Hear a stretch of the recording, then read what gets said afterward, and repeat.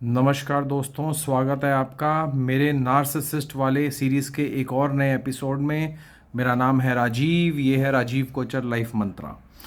दोस्तों, आज मैं आपको बताऊंगा कि भूखा और नंगा नार्सिसिस्ट पति जिसके पास कोई पैसा नहीं है, कोई जायदाद नहीं है, कोई काम नहीं है, वो अपनी बीवी और बच्चों के लिए एक नर्क को तैयार करता है। उनको गधे की तरह उनसे काम करवाता है, दिन रात उनकी ज़िंदगी नर्क करे रखता है और सुकून से खुद ज़िंदगी जीता है। कैसे? जो इस तरीके का इंसान होता है, इस तरीके का नार्सिसिस्ट होता है। अभी तक मैंने आपको नार्सिसिस्ट जो उनसे भी बताए हैं वो एक दूसरी कैटेगरी के बताए हैं, जिनके पास पैसा होता है। ये उस कैटेगरी का नार्सिसिस्ट है जिसको चीप मैन सिंड्रोम होता है। याद रखना, चीप मैन सिंड्रोम। जो बिल्कुल ही ब्रोक नार्सिसिस्ट पर्सन होता है, इसको चीप मैन सिंड्रोम होता है। ये क्या करता है कि अपनी वाइफ को दिन रात सुबह शाम उसको कहेगा नौकरी भी कर ले, उसको कहेगा घर भी संभाल ले, सबके बिल भी दे दे, ये भी कर दे, वो भी कर दे, फलाना कर दे, ढिमकाना कर दे। आगे जब बच्चे बड़े हो जाते हैं तो बच्चों को भी इसी तरीके से गधे की तरह काम पे लगा देता है और खुद अपनी पूरी ज़िंदगी मस्ती में जीता है। उन्हीं के पैसों से जो वो कमा कर लाते हैं, उन्हीं के पैसों से उनके पैसे छीन भी लेता है बातें करके।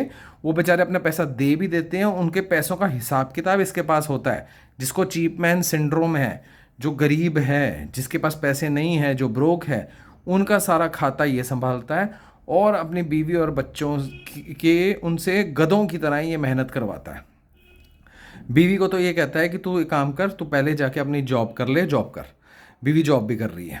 जब वो सुबह जा रही है तो ये लाड साहब जो हैं अभी उठे नहीं हुए हैं। बीवी तब उनके लिए सारा खाना पीना सब बना के रख रही है। फिर बीवी जब आ रही है तब इन लाड साहब के लिए शाम को आके वो फिर खाना बना रही है। उसके बाद ये लाड साहब क्या है, इतने चालाक होते हैं कि पैसे तो बीवी बीवी कमा के ला रही है, बीवी से ले रहे हैं और नौकरानी भी बीवी को बना रखा है। बीवी को इन्होंने बोल रखा है कि घर में नौकर नहीं रखा जा सकता, ये नहीं हो, तुम्हारे खर्चे बहुत ज़्यादा हैं, तुम्हारे आने जा।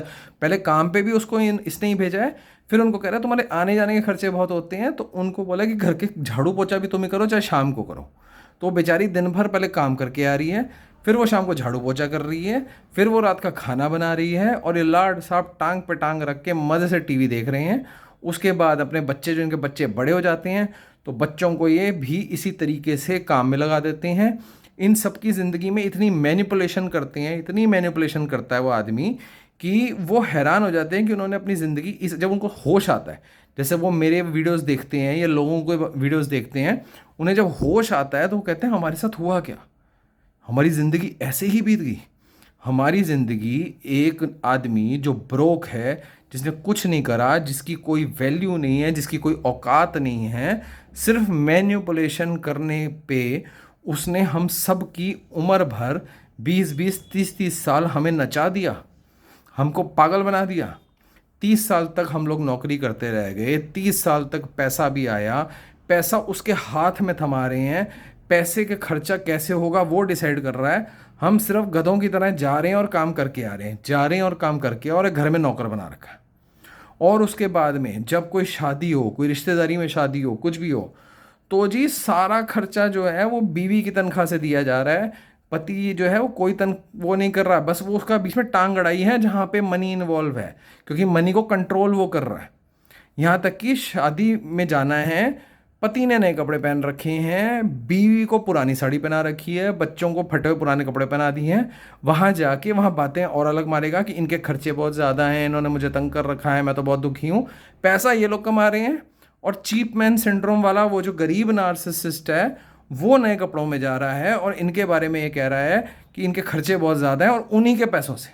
अब आप सोच के देखिए कितनी डरावनी बात है, कितनी दुख होने वाली बात है कि इस तरीके का इंसान किस तरीके से अपनी बीवी और बच्चों की ज़िंदगी नर्क कर देता है, उनके ऊपर हक भी जमाता है, कोई मेहनत भी नहीं करता है, मेहनत वो कर रहे हैं और मज़े ये ले रहे हैं।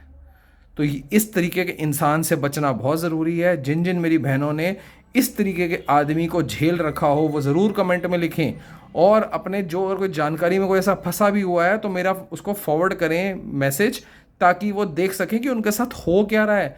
उन्होंने अपनी उम्रें इस आदमी के साथ क्यों निकाल दी, गुड फॉर नथिंग। इससे अच्छा इसको छोड़ दिया होता, और ऐसे आदमी को छोड़ देना ही एकमात्र उपाय होता है। तुम जितना मर्जी इसको, तुम इसको ठीक नहीं कर पाओगे और नहीं कर पाओगे। इसको चीप मैन सिंड्रोम है जो कभी ठीक नहीं होता है।